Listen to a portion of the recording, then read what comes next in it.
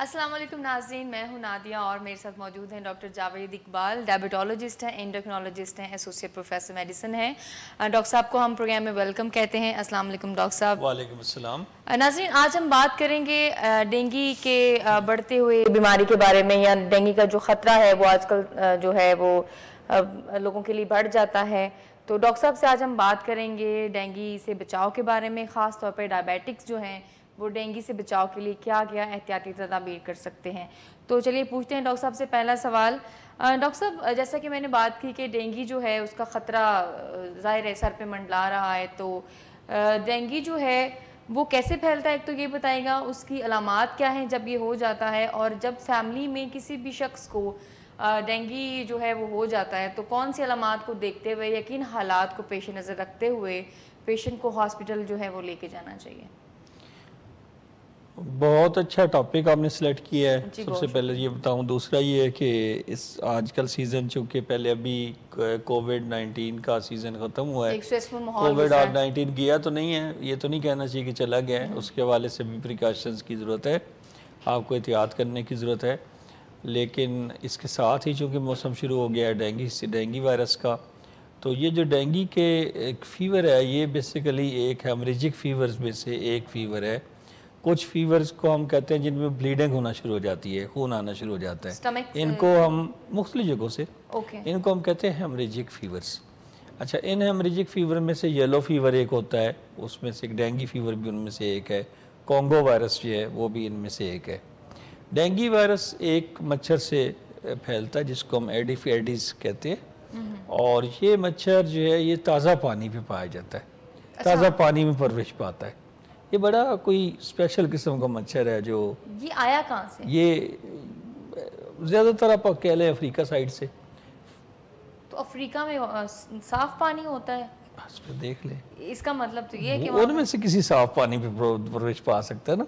अच्छा, एग्जैक्ट मैंने ये कंट्री इस ज़हन में नहीं है, but I as far as I know ये बाहर से आ गया, तो 2006 से आ गया। वरना तो हम इसको ये भी नहीं कह सकते कि आया है। इसके बारे में न्यूज़ सुनी थी, जो इसका एक रिपोर्ट तैयार हुई थी, टीवी पे चली थी, उसमें ये था कि ये जो टायर इंपोर्ट करते हैं, टायर्स गाड़ियों के, ठीक है, ये उनके अंदर पाया गया था, क्योंकि उनके अंदर पानी या जहाँ पे थोड़ा सा पानी भी इकट्ठा हो जाएगा ना, वहाँ पे डेंगू का मच्छर प्रवेश पाना शुरू कर देगा। ये है। तो अब तो हम ये भी नहीं कह सकते कि फलां जगह से आया कि फलां जगह से आया, लेकिन अब ये देख रहे हैं कि श्रीलंका में बहुत कॉमनली पाया जाता है, ये जो अमेरिका है वहाँ पे बहुत पाया जाता है। तो ये है कि वहाँ पे उसकी प्रिवेंशन के लिए वो सारे इक़दाम करते हैं, लेकिन फुल काबू कई जगहों पर नहीं पाया जा सकता। पाकिस्तान में अल्हम्दुलिल्लाह जो 2011 के बाद से काफ़ी हद तक ये डेंगू काबू में है, केसेस काफ़ी कम होते हैं, बट एक अलर्ट ज़रूर जारी होता है जब ये मौसम इसका आ जाता है और अंदर अंदर केसेस हो रहे होते हैं जी। अच्छा, ट्रांसमिशन कैसे होती है कि एक इंसान जो डेंगू कैरियर है उसको मच्छर काटेगा और वो ट्रांसमिट करेगा फिर दूसरे इंसान को, यानी दरमियान में एक मच्छर जो है वो वेक्टर, ये ऐसा ट्रांसमिटिंग एजेंट है जिसने एक इंसान से दूसरे इंसान को लेके जाना है इस वायरस को। अच्छा, अब मलेरिया से ये थोड़ा डिफरेंट है। मलेरिया के मच्छर की डिफरेंट क्वालिटीज़ होती हैं और इसकी डिफरेंट है।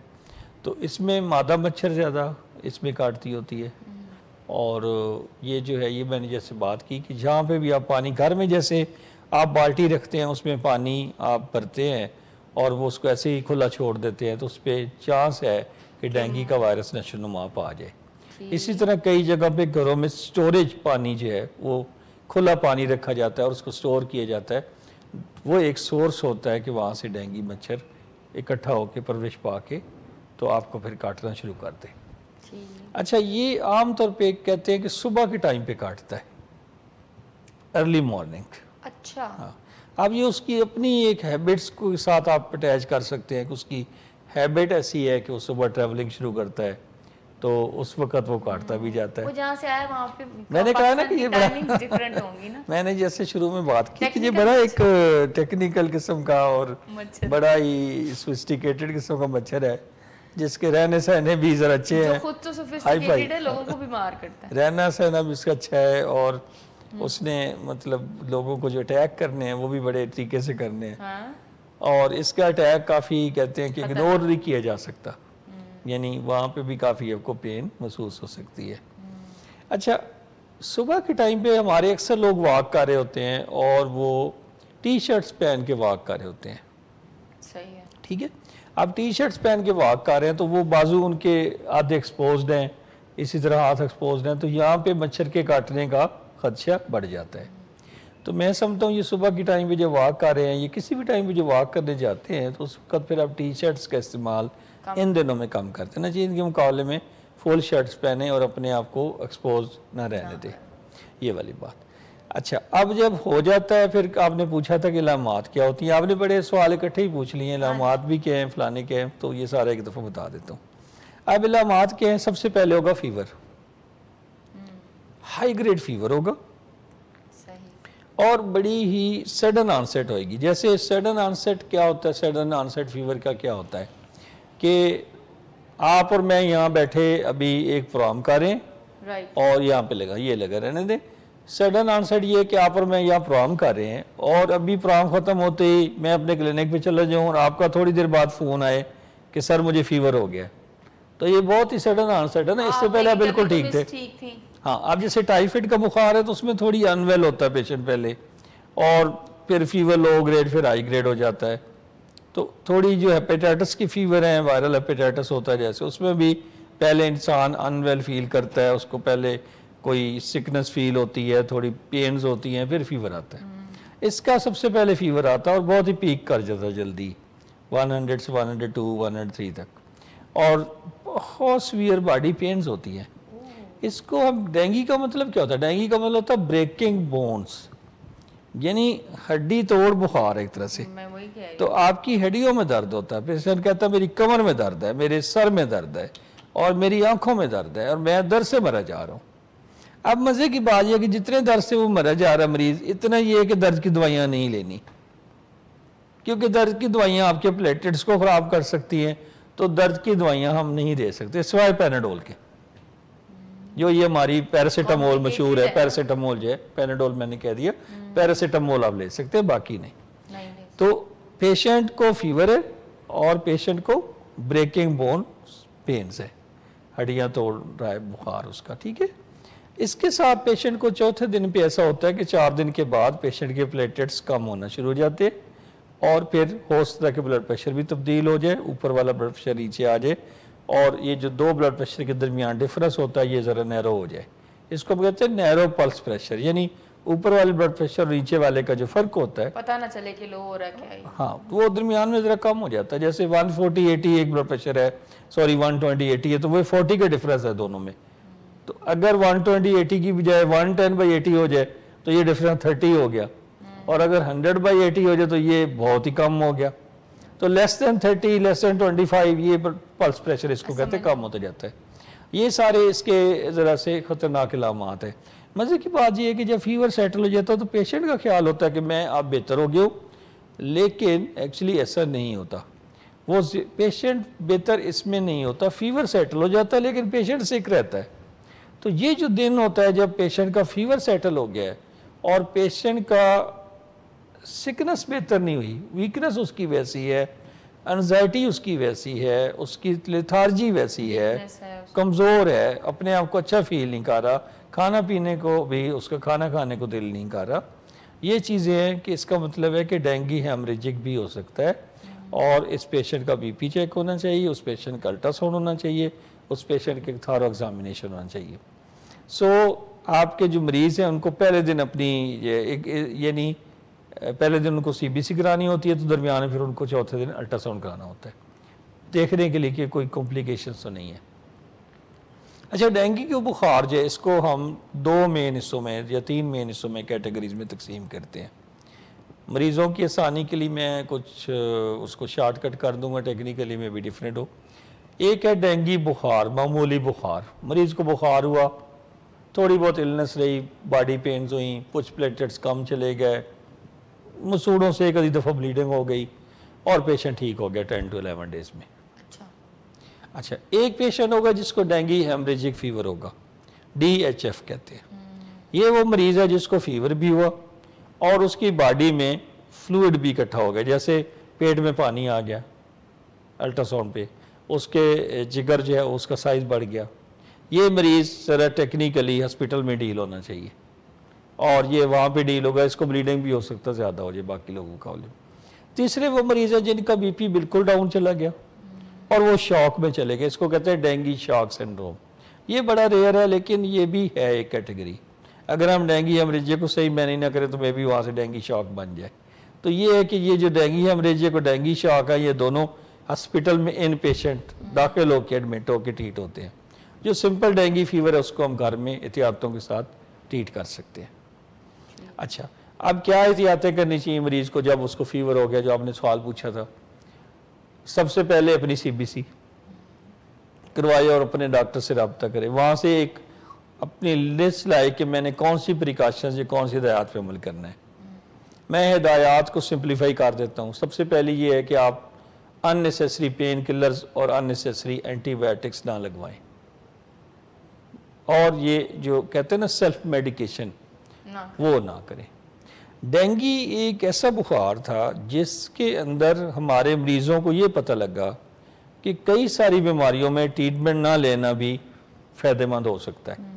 यानी जैसे हमारे यहाँ लोगों को फीवर होता है या बॉडी पेन्स होती है तो वो लॉट ऑफ पेन किलर्स लेना शुरू कर देते हैं। तो ये एक ऐसी बीमारी है जिसमें आपको पेन किलर्स नहीं लेने। क्यों नहीं लेने? क्योंकि पेन किलर्स आपकी प्लेटलेट्स को ख़राब कर सकते हैं और आपके ब्लीडिंग के रिस्क को बढ़ा सकते हैं। अच्छा, दूसरा पॉइंट, आप घर पे रहें, रेस्ट करें, आप अपना CBC कराते रहें दरमियान में जैसे आपको डॉक्टर एडवाइस करेगा, और आप इस दौरान अल्टरनेटिव मेडिकेशन भी ना लें और वार्निंग साइंस का ख्याल रखें। अब ये जो वार्निंग साइंस हैं ये कौन से हैं, यानी कौन से ऐसे हालात हैं जिनमें मरीज़ को हॉस्पिटलाइज होना चाहिए। ये मरीज़ को खुद पता होना चाहिए या फैमिली को पता होना चाहिए। ऐसा मरीज़ जिसको बार बार उल्टियाँ आ रही हों, ऐसा मरीज़ जो नींद गशी या बेहोशी का शिकार हो, ऐसा मरीज़ जिसको यूरिन आना कम हो जाए, ऐसा मरीज़ जिसका ब्लड प्रेशर लो होना शुरू हो जाए, ये ऐसा मरीज़ है जिसको आपने ये 4 इलामात में या कहीं से ब्लीडिंग होनी शुरू हो गई, फॉर एग्जांपल मरीज़ को खून की एक उल्टी आ गई है, तो ये ऐसी इलामात हैं जिनमें मरीज़ को फौरी तौर पे किसी करीबी बड़े हॉस्पिटल की, टीचिंग हॉस्पिटल की एमरजेंसी में ले जाना चाहिए।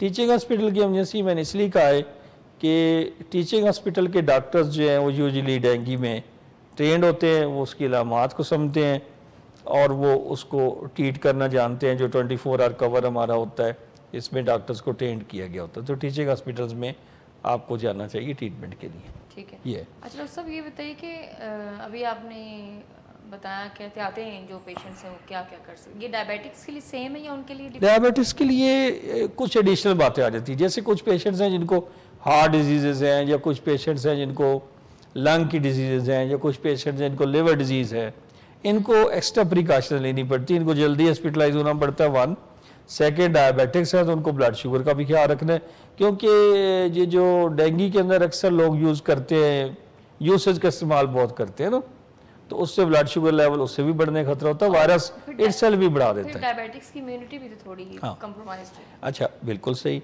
इसके अलावा ये कि डायबिटिक्स और हार्ट के जो पेशेंट्स हैं, आमतौर पे एक दवाई जिसके बारे में लास्ट टाइम प्रोग्राम किया था, एस्प्रिन, वो इस्तेमाल कर होते हैं। एस्प्रिन क्या है दवाई? एस्प्रिन प्लेटलेट्स को काम नहीं करने देती, एंटी प्लेटलेट है। तो अगर एस्प्रिन ले रहे हैं तो उससे फिर ब्लीडिंग का रिस्क और बढ़ जाएगा।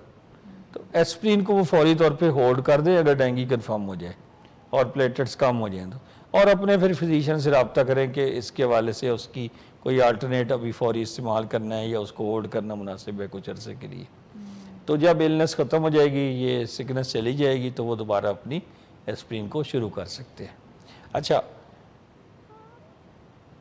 इसके अलावा डायबिटिक्स में ये जो जनरल एहतियात, तो फिर वही बात आ जाती है कि आप बाहर जब निकलते हैं तो आप ख्याल करें कि आप कोई ज़्यादा एक्सपोज ना हो मच्छर को, यानी आपके कपड़े जो हैं, वो जो शर्ट्स हैं वो फुल होनी चाहिए और एक्सपोजर आपका कम होना चाहिए, और मच्छरदानियों का इस्तेमाल करें जहाँ ज़रूरत है, मॉस्पेल जो है उसको इस्तेमाल करें। ये सारी इलामात, ये प्रिकॉशंस हैं जो डायबिटिस को भी लेनी चाहिए और इन जनरल पॉपुलेशन को भी लेनी चाहिए। लगता है कोरोना से ज़्यादा खतरनाक है।